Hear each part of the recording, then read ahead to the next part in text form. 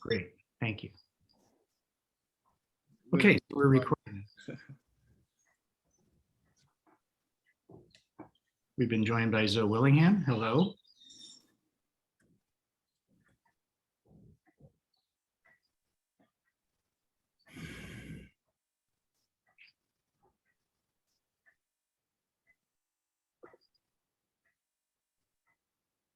So I think we should start. Thank you for those of you who have joined us. We are delighted to have you as our audience today. My name is Bob Stumberg. I'm on the faculty at Georgetown Law School. And I welcome you to our session on the Just Purchasing Consortium. Our project aims to support food workers, workers who work in the food chains that supply universities. And the general idea of our project is to use the university's institutional purchasing power, not universities in the singular, but universities brought together in a consortium on a national scale. So I'm going to pause for a moment while I share my slides with you. Hello to Joel, who just joined us. And my slides will help me set out the agenda for today's panel.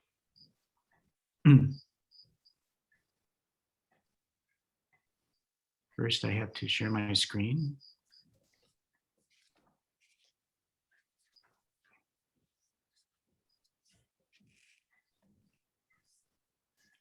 Okay, can everyone see this? Good. Yes, we can. Thank you. So as I was saying, I'm going to give a brief introduction, and after that, I will be followed by my colleagues on this panel. Sapna Thadathil is from the University of California, and she'll talk about sustainability in general and sustainability for workers. Ravi Anapendi is a professor at the Ross School of Business at the University of Michigan.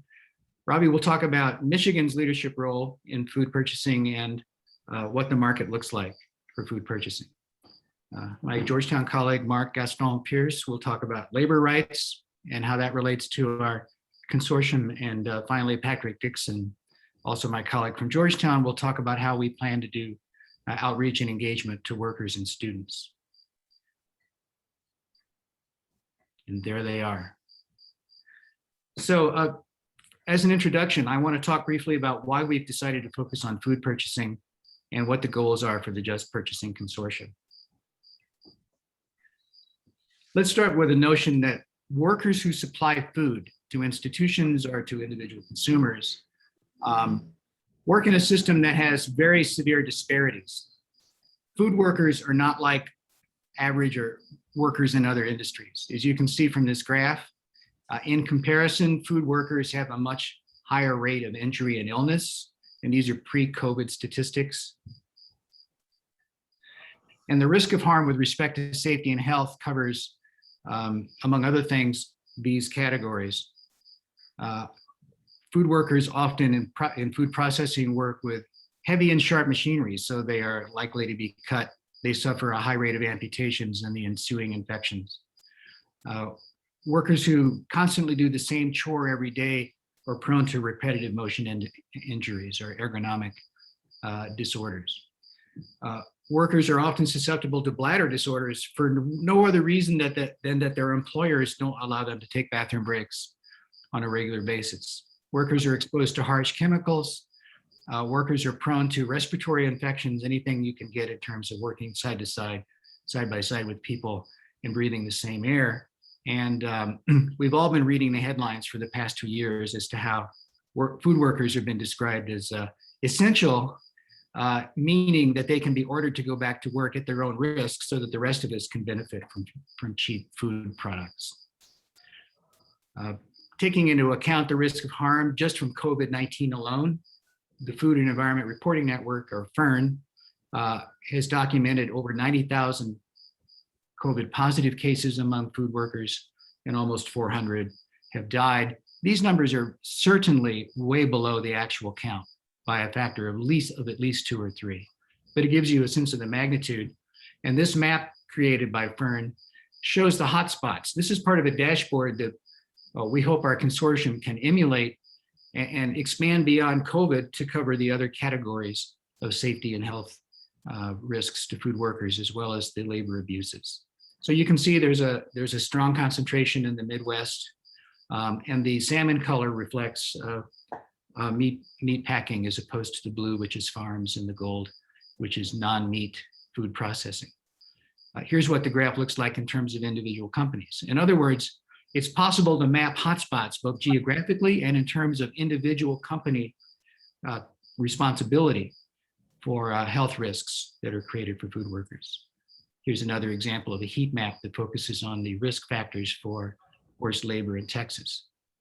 Shifting to the economic side, it's not a secret that food workers are on the bottom of the curve with respect to low wages. So this is a curve of wages in rank order for all industries. And when you consider who these workers are, the curve practically flips to understand that food workers are highly concentrated in terms of minorities. In other words, low wages equate with minority status of the working population.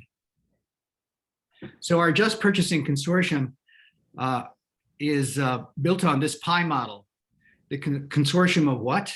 Well, we start with university-based programs and university food purchasing managers, but we also take into account a broader network that we hope to build out over the next 3 years. That includes labor organizations and their allies. It includes food service companies and their suppliers. It includes student networks, and it includes monitoring organizations who have experience, for example, the Worker Rights Consortium and Electronics Watch, among others. So our goals are, briefly, we're starting with about 15 university programs that are now talking to each other. And by the end of this year, we expect to add about 6 more in the Southeast and about 6 more in the Northwest, a number of which we hope will be historically Black colleges and universities. Our ultimate goal is to reach 50 universities by 2025 with $500 million in purchasing power. We hope to support workers by doing at least these 3 things: to build out supply chain transparency, to prepare a purchasing code, which includes core labor standards, safety and health protocols that are specific to that stage of the supply chain, and standards to protect worker security, that is to say, job security. And finally, a monitoring system that is worker-centered and provides remedy based on complaints from workers. In particular, we hope to engage workers in the design phase of this project over the next 3 years, and that will include leadership training, outreach to worker organizations to design the consortium, and negotiating specific roles for workers to play in the monitoring system. So that's an overview of what we're up to. And our first panelist will be Sapna Thotapil. Sapna is Associate Director of Sustainability Programs at the University of California. And that's the whole system. She works out of the president's office, and her domain includes 11 campuses and major medical centers. Sapna, could you describe to us how California is a leader in sustainability and what that has to do with workers? I can definitely do that. Let me pull up my slides. One moment.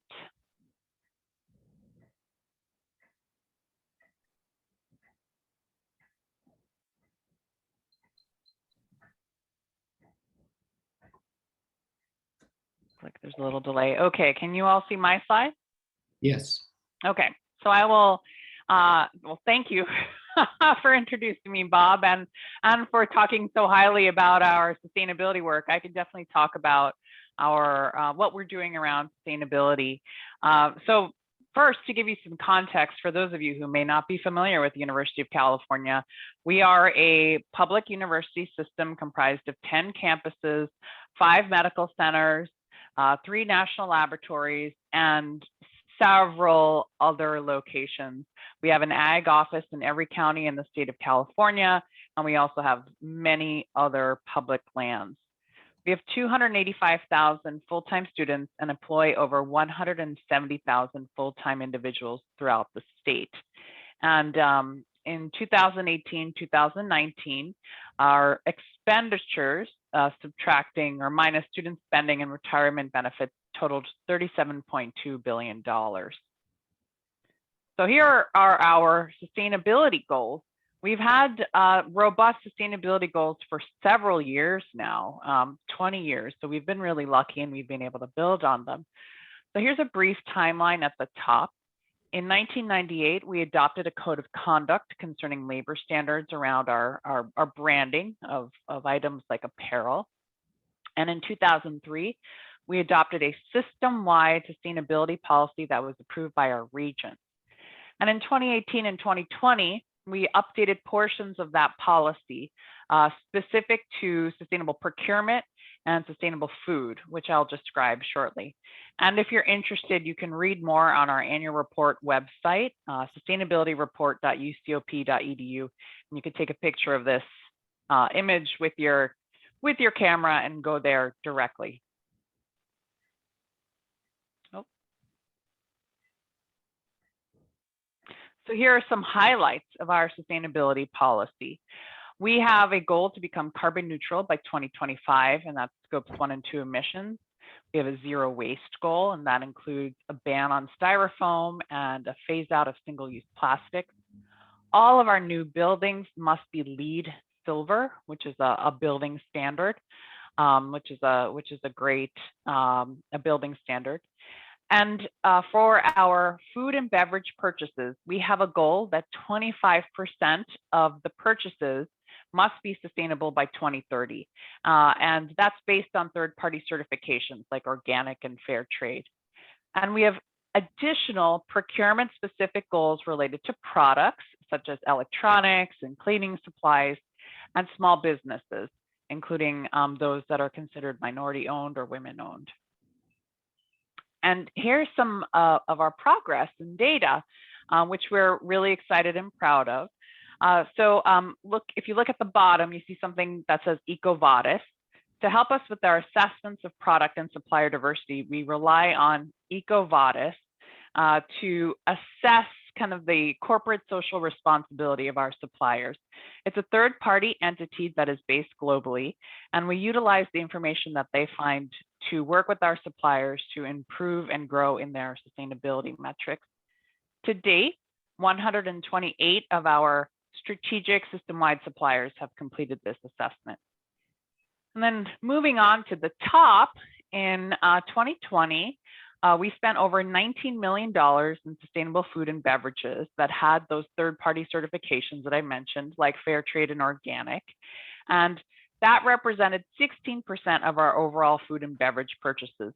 And as I mentioned, our campuses are looking to reach 25% by 2030. And then at the bottom, you can see how we're doing in the purchases of other products, such as cleaning supplies, electronics, indoor furniture, etc. And over 25% of those purchases, pictured by the pink line, as you can see by the pink line, are considered sustainable.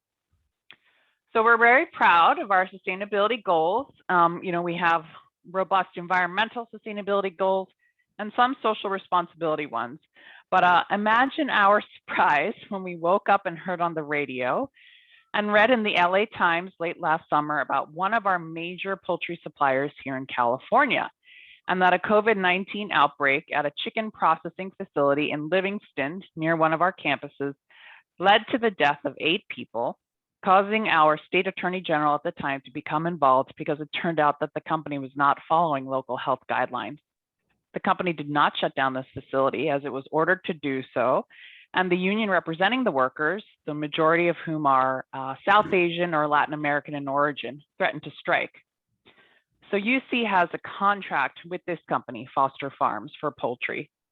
In the meantime, we had received no communication from the company, and internally, the individual managing the relationship with the company seemed to take the company's side, offering excuses such as the spread happened because these communities were ignoring COVID protocols and gathering on their own outside of the company, and the company couldn't control their actions. Other excuses we heard was that this involved a facility that did not supply poultry to the University of California, so we didn't need to be concerned. And simultaneously, we heard the excuse that this was a widespread problem within the meat and poultry sector, so we could not just fault out or call out this one company. So as you heard from Bob previously, poultry processing is indeed very grim work. There are high workplace accidents. This was even before COVID, crowded conditions, and extreme pressure to do one repetitive task multiple times in a minute. Meanwhile, with COVID, several more individuals died from the original outbreak and another outbreak in California. So this was not just a one-time thing. In December of last year, a lawsuit was filed by the United Farm Workers of America at the County Superior Court. Attorneys argued that foster farms put workers at the plant at an increased risk of contracting and dying from COVID-19 and accused the company of operating in, quote, naked disregard of both national and local guidelines. Just a few weeks ago, at the end of May, Cal OSHA cited foster farms and staffing agencies for several repeated and serious COVID-19 violations. So how did we respond? Okay, we had many internal discussions at the University of California with several stakeholder groups working in food, sustainable procurement, and trying to figure out the appropriate response. And several questions were raised. How are these types of issues generally addressed with suppliers? You know, when there are any labor violations of any kind, how can UC hold contracted suppliers accountable? What can be done if there isn't another supply source for the products? And what responsibility do we have versus the state and other authorities? So these were questions that we had, many of which are still unresolved. We had discussions with the contract manager requesting increased communication and transparency and updates on the issue from the company. We requested that foster farms complete an EcoVadis corporate social responsibility assessment, and that's in progress. And we sent a letter to 300 plus of our system-wide suppliers, emphasizing UC's commitment to worker health and safety during and after the COVID-19 pandemic. And I'll show you a copy of this in the next slide. This was signed by our Chief Financial Officer and Chief Operating Officer. We also began other discussions with leadership and working groups about a longer-term project to develop a supplier code of conduct similar to our existing code of conduct around trademarks and licensing, you know, that impacts our brands, but applicable to all industries. And this is where our partnership with Georgetown and the University of Michigan is key, and we're really looking forward to collaborating with both those organizations and nationally to figure out a solution to this ongoing problem. So just briefly, before I wrap up, here is the letter. And again, you can, it's in small type here, so you can just take a picture of this barcode at the bottom right, and you can go directly to the letter, which is on our website. We stress the importance of complying with federal, state, and local regulations around COVID and worker safety. And this letter was endorsed by multiple internal stakeholder groups within the University of California. So as for what's next, as I mentioned, this is where we're looking forward to this collaboration with Georgetown and the University of Michigan. And I'll end there because you'll hear more about the consortium from other speakers.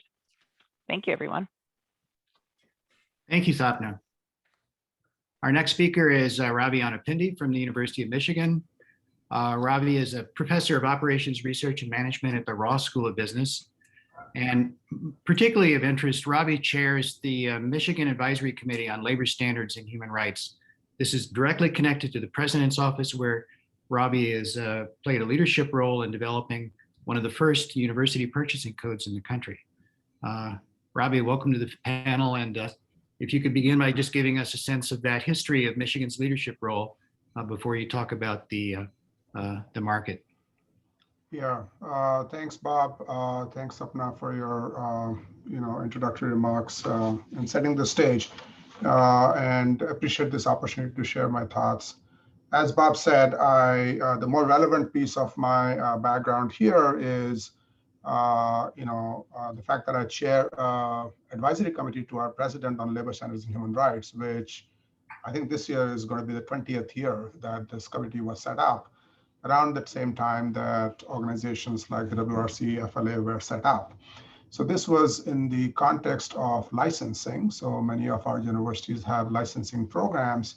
And the idea for universities, just like Sapna said, I think it was 1998 or something you said, when your code was set up for licensing around the time that multiple of these universities had started this.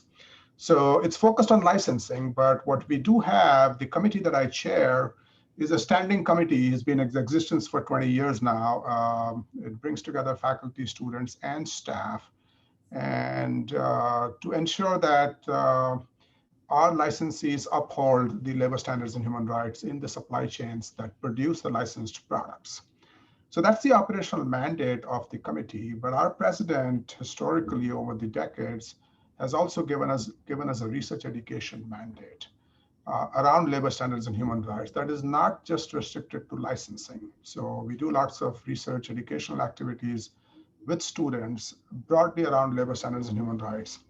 So that pivoting from there. So we've learned a lot from licensing. It's been 20 years journey across all universities. I think if you look at more than 140 or 50 universities have come together, similar to the idea that Bob has articulated about what the Just Purchasing Consortium is hoping to do in the coming years.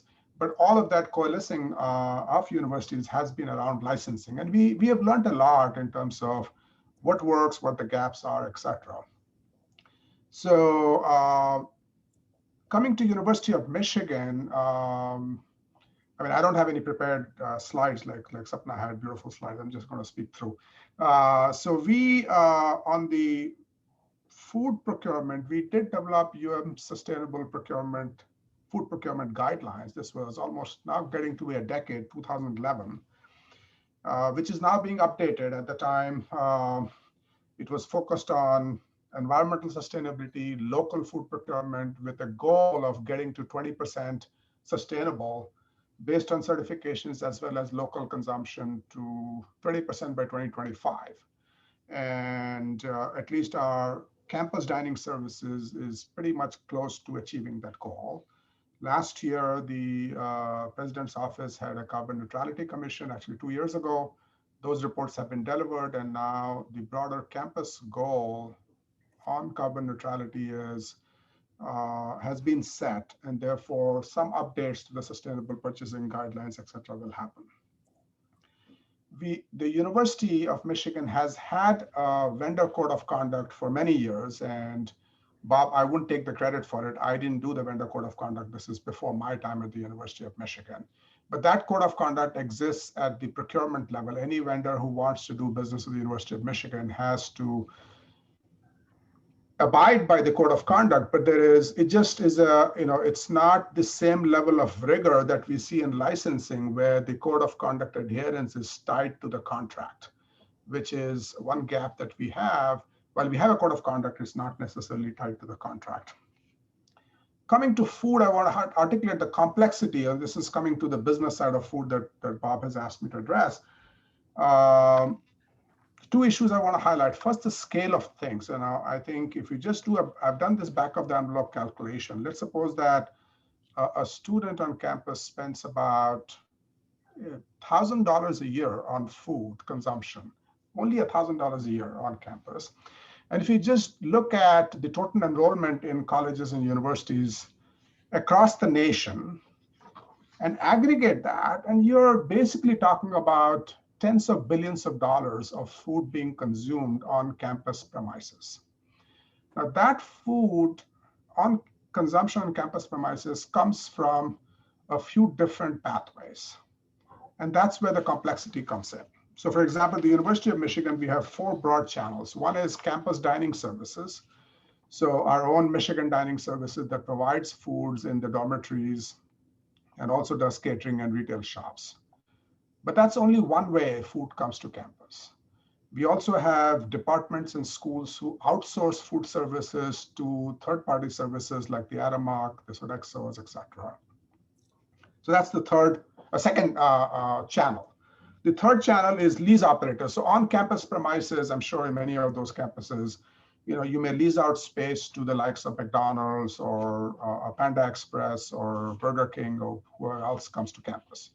They also provide food on campus, and they are on campus premises. So the university, it's on a lease contract. And then there are strategic caterers that the university approves at the procurement level. So that's the nature of the complexity about how food comes to campus.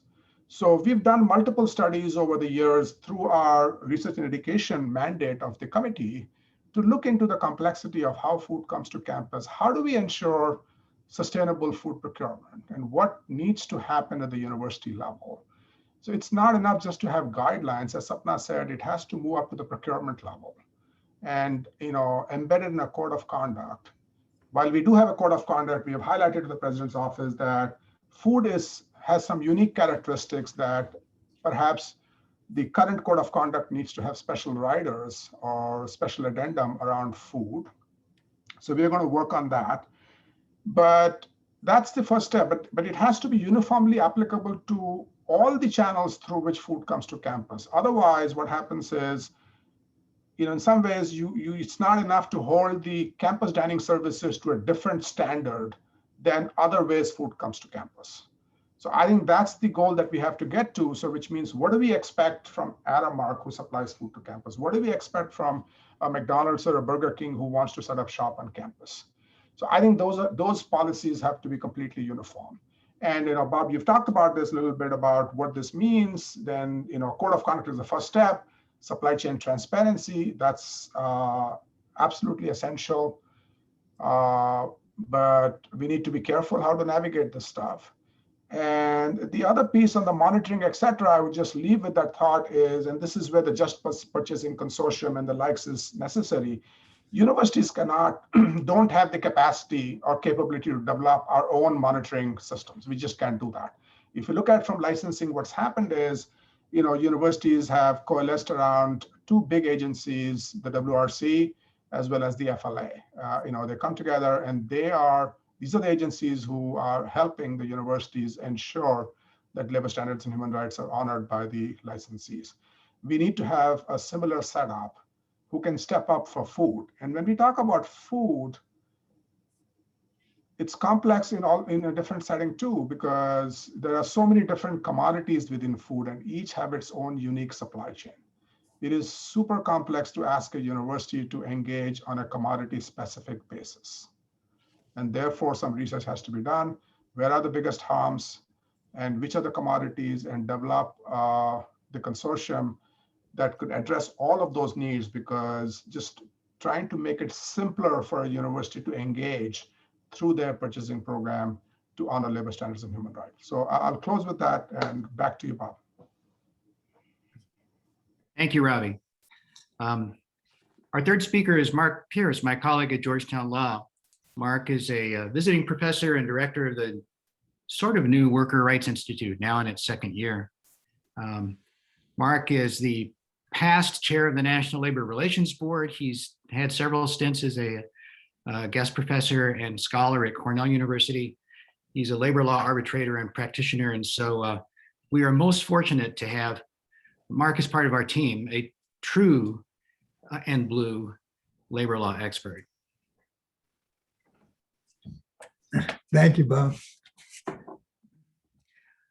Well, the labor rights and the food chain, as discussed, has its challenges. The pandemic has highlighted the already existing abuse of worker injustice within the food supply chain, and beginning from the process all the way to the table. Robbie makes a great point when he talks about there's so many different areas in which food supplies come into a university, and from Aramark to Burger King, is to quote Robbie, and that factors into how we need to look at this and how we address these things. The labor law is a key piece that is a component of this whole process. Agricultural workers, as many of you who studied labor law know, that they're statutorily excluded from the National Labor Relations Act. However, state and local protections are available in some jurisdictions, like California. The California Agricultural Labor Relations Act, which was founded in '75, devoted a lot of energies to legislation protecting agricultural workers. Additionally, under California legislation, farm workers are eligible for overtime pay under certain circumstances. They're also eligible, or they're required to comply with certain certain standards, even though there are other standards that are a little bit more lax just because of by virtue of the farm workers structure. Agricultural workers, however, are not excluded from Department of Labor regulations, such as misclassification and certain aspects of child labor laws, and they're not exempt from EEO regulations and discrimination laws. Additionally, the Migrant and the Seasonal Agricultural Workers Protection Act was enacted to protect migrant and seasonal workers in the primary agricultural labor statute, and it establishes in part wage and working condition requirements that must be complied with by farm workers, farm suppliers. Now, the question becomes, well, if we have all these laws, what do we need a code that would lay all of that out for? Well, the challenge becomes the application of these laws to these workers, whether they be farm workers or meat packing industry workers, fruit and vegetable workers, and downstream workers in different segments of the supply chain, is that these workers have to understand what these rights are, and then even with that understanding, what can be done with respect to that. Many workers fear retaliation. Many workers are undocumented workers and would not want to risk their livelihood through sticking their necks out in order to get a little bit of economic justice. That's where codes come in. That's where the universities, through systems that can be monitored and that can have systems for resolution, come into play. If a worker, for example, an undocumented worker, is subject to the National Labor Relations Act, which they are, they cannot be subject to unfair labor practices, but there's a catch-22 in that process, because under federal Supreme Court decisions, they are not able to, because of their undocumented status, reap the benefits of the injustice. If a worker gets terminated or lost money as a result of unfair labor practices, while the employer might be guilty of that practice, that worker cannot collect that money that is owed to them. Codes that provide mediation, codes that provide arbitration may get around those kind of challenges.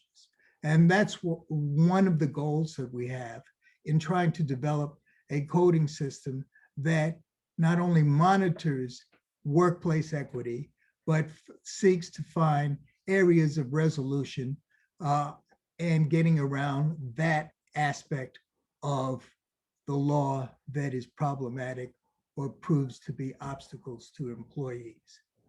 Now, understanding all of this means to understand what the workers need.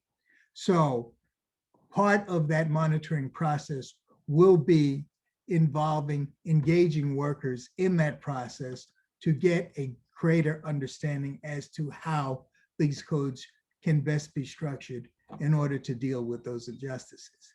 Additionally, we need to engage students, similar to how the Workers' Rights Consortium did, in order for them to raise the conscience of universities with respect to the inequities that exist and incorporate that into our processes.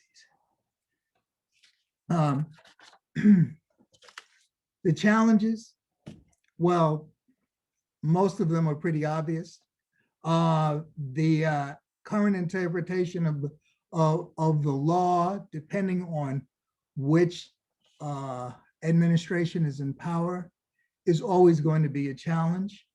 Workers have a right to engage in protected concerted activity, irrespective of whether or not they're seeking to unionize.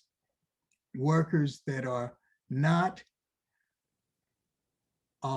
agricultural workers can unionize, can engage in activities towards mutual aid or protection, but the extent to which their rights are effectuated depends on interpretation of those laws.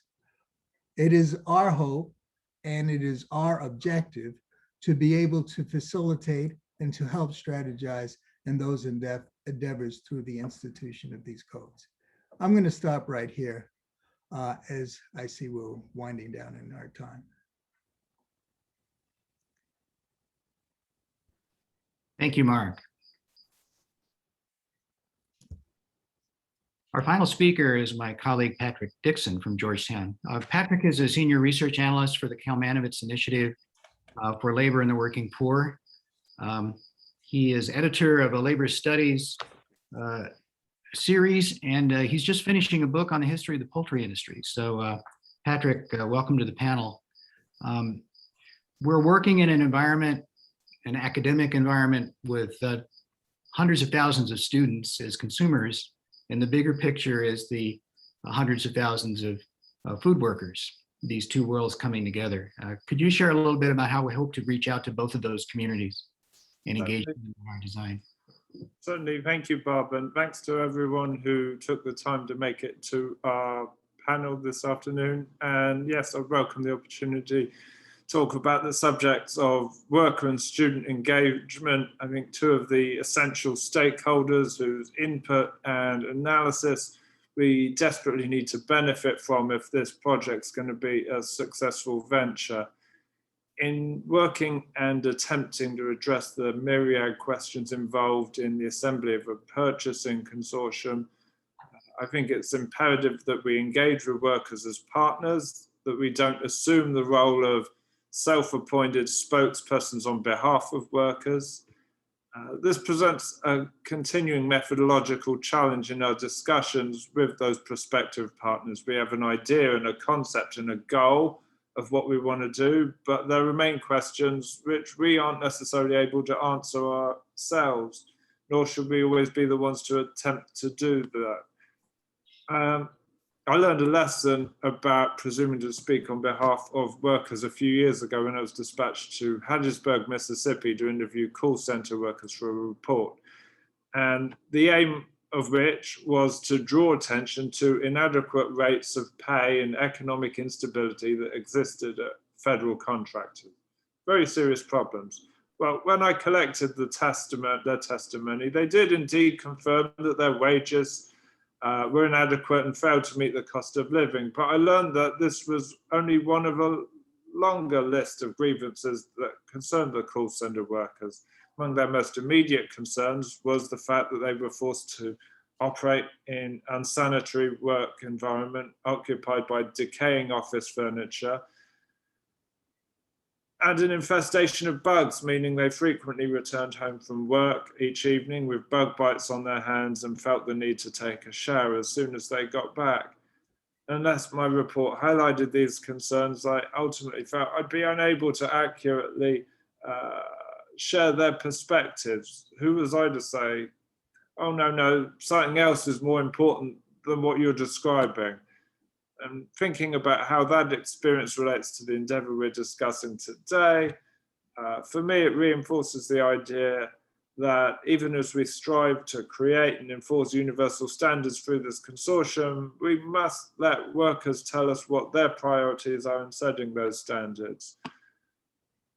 All of this, I think, is to say that while academic reports and government data can shed light on questions of workplace and environmental safety, the real experts on any given workplace are those that spend 40 or 50 hours a week in that space. Of course, there are millions of workers in different stages of the food chain, which begs the question, well, which workers?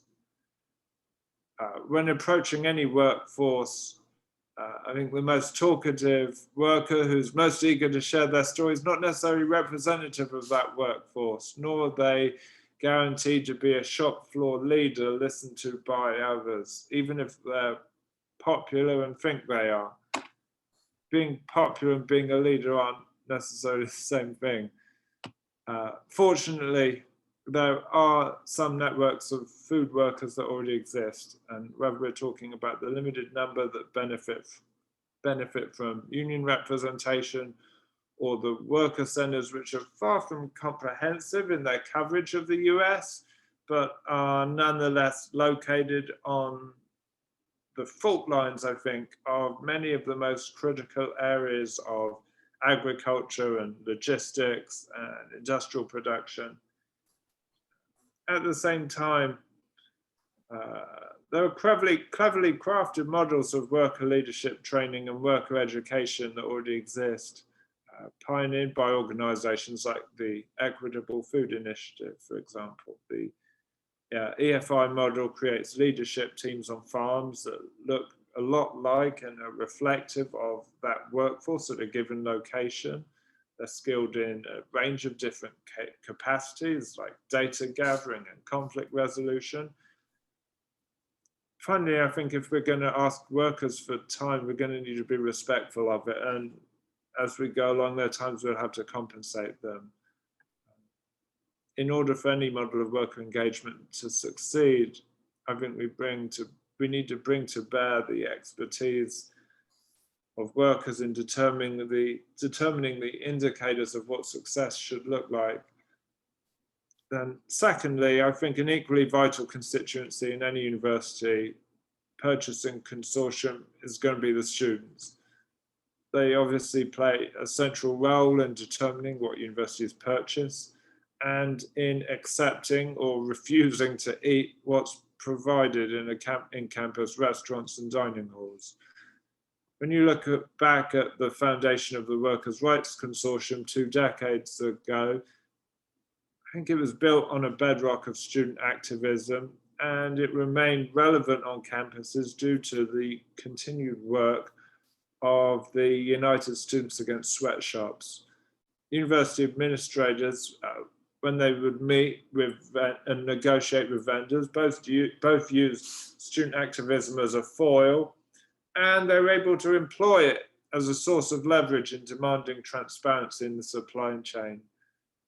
More recently, many efforts on the part of universities to examine their own troubling histories of racial exploitation and exclusion was called for by politically active students before executives and administrators launched their own initiatives, their own exploratory initiatives. And I include Georgetown, my own university, in that category. Of course, I think student passions and philosophies evolve and develop over time, though, as we see, obviously, 100% turnover every 4 years. And so what may have seemed like the cutting edge of student radicalism when I or one of my colleagues was an undergraduate doesn't necessarily look the same today. And I think we need to be careful about presuming that we consistently have our pulse on the thumb of student thought. It's not going to be enough to simply point to an injustice and expect students to become agitated and mobilized on that basis alone. You know, look at that. Let's go. You know, go get mad.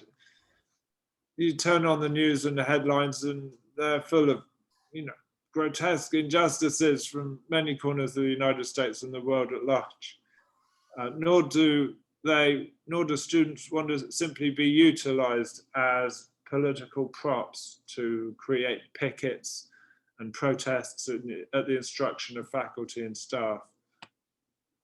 So, in spite of that, changing dietary choices and attitudes on the part of young people have, I think, indicated an increased politicization and consciousness of troubles that are associated with many steps in the food supply chain, even before the COVID-19 pandemic brought them into the sort of bright light of public attention. So as is the case with worker organizations, we need to work with existing student organizations and support the formation of others that are interested in food justice and provide them with a seat at the table where decisions are made. Still, I think students need to have the opportunity to learn from workers and their experiences and their work environment, not to instruct them from a position of higher learning. So kind of like the reverse of the Peace Corps. I think within university curricula, we'd like to offer students the opportunity to study questions of labour history, learn the history of workers' movements and agribusiness within multidisciplinary curricula. Given the network of labour historians with whom we are already quite closely engaged, and the massive expansion in food studies over the past decade, there are many professors at many institutions with the qualifications and the background to engage in this effort. Just finally, I think faculty guided research has been a vital element of the work we've done up to this point. We have benefited greatly from the participation of students at Georgetown Law who have interrogated and explored many of the key legal questions associated with the development of a purchasing consortium. While these students at Michigan have explored vital questions related to the business of the food chain going back several years. And even recently, we learned that students at the University of Cincinnati have been engaged in some really exciting research, which they've developed methods to identify gaps in existing structures that are designed to monitor workplace safety in the food supply chain. Just to come to a close, I'm very cognizant of the challenges involved in building a coalition among faculty and university administrators, each with their own unique circumstances and campus political dynamics and geographies, and asking them all to row in the same direction, and including additional stakeholders no doubt adds to that complexity. But to try and design a project like this in the absence of a base of bottom-up pressure and without the insights of workers and students, I think would be closer to impossible. So even highly esteemed faculty like my colleagues on this panel don't necessarily possess the clout to act alone and call on university presidents and CFOs to engage in something that's ultimately likely to be more expensive. So I think that moral accountability has to come from workers and students who are positioned and able to sound the alarm when things aren't right. So I think I'll end there. Thank you very much. Thank you, Patrick. So we are blessed with a small but experienced audience, and the floor is open for your questions or your reactions to what you've heard. Joel, go ahead. Yeah, well, first of all, I just want to really lift up all the work that you're all doing. There's an expression, nothing about us without us, and certainly the comments that you're making speak to the importance of not just the issue, but the voices of the stakeholders all being represented. I guess I'd like to make 3 comments. You'll see that there's real overlaps between what you're doing here and some other things that are actually on the program later this afternoon. The first comment is about the substance of a food consortium. There has been, as you know, I'm sure some of you, a series of industry councils within LIRA, and a couple of people have asked, following the pandemic, to organize a hospitality and food industry council. And I mention that for 2 reasons. One, clearly you all would have aligned interest and so might want to help launch such a council. And if you do, I can share with you a template for a charter that you could complete and present to the LIRA board to create such a council.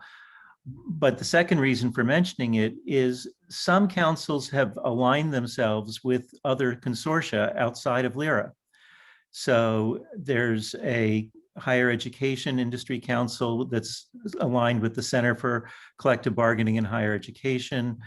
There's an education council, K through 12, that is now aligning with a consortium around labor management partnerships in education and others like that. And it turns out to be highly complementary in that, in a sense, programming under one umbrella can complement programming under the other. So if there's interest in it, right now that doesn't exist, but it could, and there are hospitality workers who are also interested in this area, and I think there's a natural connection that you would find in that space. So that's one thought. A completely different thought is the business of being a consortia itself. So I've been actually studying and helping to facilitate the launch of a number of consortia on NSF-funded research projects. So things like the open sharing of data in science and other topics. And if I could even be so bold, I'll share my screen, that this is an example of the model that we've been following, in which essentially we find that it's crucial to say in any space, who are the stakeholders and what are their interests, what's at stake. And with that documented, you can accelerate the construction of a shared vision, the construction of a charter, clear value propositions for the different stakeholders, and then begin the work of advancing on the issues. So, and we've developed tools and methods. Some are available just for free. Some actually involve survey methods that can involve cost. But the important point is that the business of creating a multi-stakeholder consortia is, I think, an institutional arrangement that will be definitive for the 21st century. We're seeing them being formed in all different sectors of society, and this ability to span organizational and institutional boundaries across stakeholders is of great importance. So I'd be happy to be of help to you just informally if I can, because I appreciate what you're doing. And in that spirit, actually the panel at 2:45, I have a panel going in which we're going to talk about multi-stakeholder consortia in research computing and research data. So a wholly different domain, but I actually think it might be of interest to some of you, because we're going to look at consortia that were formed 50 years ago, consortia that have been formed more recently, and sort of how they operate and what they do. And I think you'll see interesting parallels. Now, you did talk about the whole business of standard setting, and I can't stop without a little humor. Many of you probably have seen this cartoon, but when you mentioned standards, I called it up on my computer because it's just kind of a cautionary note about the standard setting business. The cartoon basically says, oops, I'm sorry, that there are 14 competing standards, and people say that's ridiculous. There ought to be one universal standard to cover all use cases. Soon the situation is there are 15 competing standards. So I know that's contrary to the spirit of what we're all trying to do, but I did want to share with you that the whole business of getting enough alignment to actually do standard setting that is adopted and used is a considerable undertaking. And so that's the counterpoint. But you've got me going. I know I've said more than just a simple question, but I do hope it's of interest and helpful to you. Thank you, Joel. If you could post any of your slides, including the cartoon, in the chat box, we could all download it. I'm not sure that I can post it because it doesn't have a URL.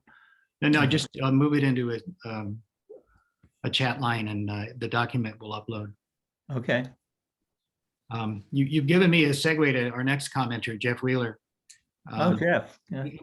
An alternate scenario might look like you've got 14 existing standards. You finally create a new one, covering labor in particular, and the industry invents another 15 to confuse the situation regarding the one you added. But that's my humor. Jeff, you're on. That is a nice say. Well, I'll try to be concise comments. I'm sorry? You froze on us. slide or cartoons. So yeah, I think this is a great idea. Can you hear me? It says Yep. I'm unstable. Great. So one is, I think it's a great idea. I think that purchaser-driven standards are a wonderful area to go into. And I've been wrestling a lot with this in the IT industry, which we're going down different product lines and trying to come up with a unified standard. So I would really be interested in seeing research about how this plays out in practice, particularly about conformance and auditing in implementation, which is the hardest part. So it'll be good to see what lessons can be learned from this. I think it's great. The second point is, it would be interesting to look at kind of the green and the environmental issues and the food issues. So for example, Maggie Gray wrote a book called Labor for the Locavore a number of years ago, kind of talking about the organic food industry and how they have their own particular issues with labor rights compliance is an area of particular interest. And then the third I would note is the all the activity that's going on in the international realm, particularly with traceability and seafood. There's some really interesting work going on with the technology for workers in the fishing industry, particularly in Asia. So it might be interesting to have some kind of cross comparison with that. But I would just note it would be great to see the research results, studies that I hope will come out of this effort. Thank you very much, Jeff. Rita, you're next. Hey everyone. As our last commentator also said, it's really interesting work. And one of my questions was somewhat similarly to what we saw in the university licensing context. It would be interesting to see how auditing, monitoring will work, and just particularly raising the aspect of undocumented workers, particularly in this food sector and food preparation area, and sort of how that would work in terms of, one, getting access to them to be able to hear of any issues that might be coming up, and then also what would be the relief, simply because of their status and that hindering a lot of the sort of legal recourse that they may have. I mean, recognizing consortium is sort of operating under its own way of addressing those sort of problems, but what could be done as a result. So yeah, again, really interesting work, and I'm enjoyed the presentation immensely. Thank you, Rita. I see Mark leaning in, and while Mark responds to your comment, I'm going to put my email address up so that you can connect with us and we can be getting back to you in turn. Mark, would you like to talk about remedies for undocumented workers? Sure. First of all, hi Rita, how you doing? I am well. How are you? It's good to see you. We did work together at NLRB headquarters for a while. Good to see you. The challenge, as I described, is one where undocumented workers have a lot of concerns with retaliation and so forth. But what we also have is our laws that, while they don't work very effectively in the abstract, they are pressure points that can be utilized to some extent. To have a code that more or less embraces the worker rights protections that a lot of these laws provide has a derivative effect on helping the undocumented workers, because these things have to be applied to the workforce as a whole. Now, as I stated in my presentation, in a situation where a worker is being subjected to, let's say, misclassification. What do I mean by that? Well, there are a lot of situations where a worker might be entitled to overtime, but has been categorized as an exempt worker inappropriately, and there has to be some investigation as to whether or not that compliance, that allocation or designation has been properly implemented. An employer is generally not going to want a full-blown investigation as to how their workforce is being categorized. So there are remedial steps that could be taken through this coding process. And therefore entertaining and establishing a resolution mechanism that may be simple mediation can have a positive effect, particularly since we know, as you know, particularly Rita, we have Hoffman Plastics, which denies Right. undocumented workers remedies, and we have to get around those kind of circumstances. The impetus for all of this is, again, as Patrick underscored, raising the consciousness of the universities in order to demand that kind of structure to be put into place. And what brings to bear those kind of circumstances is the advocacy of stakeholders, including the students. Agreed that students nowadays are not looking to be pawns. However, we're at a point in time where people are a lot more activated with respect to injustices that transcend just workplace issues, but social injustices as well. We're in the era of Google workouts. We're in the era of Black Lives Matter. We're in the era of the pandemic, in the kind of abuse of frontline workers that is going to incentivize these kind of concerns. And we hope that these kind of structures can enable this, these kind of events can enable those structures from taking hold. Thank you, Mark. So we've completed our hour, and I don't want to tread on the next set of panelists.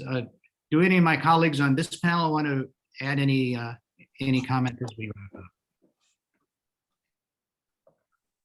I think I'd just like to add that one of the things we should also think about is, as universities, our main mission is education and research. And I think if we think about food as a commodity, this is something that everybody has to eat. I mean, they're not only during the 4 years they're in college, for the rest of their lives. I mean, you may buy a fewer pieces of clothing infrequently, but you got to eat every day.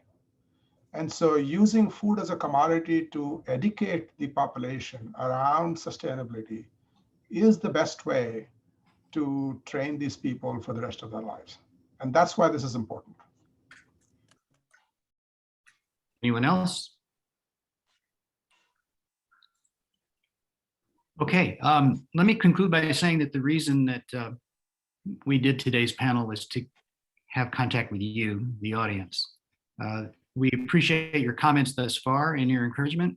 I've sent you my email address, and so I encourage you to get back in touch with us, and we can put you on our list to participate as we move forward.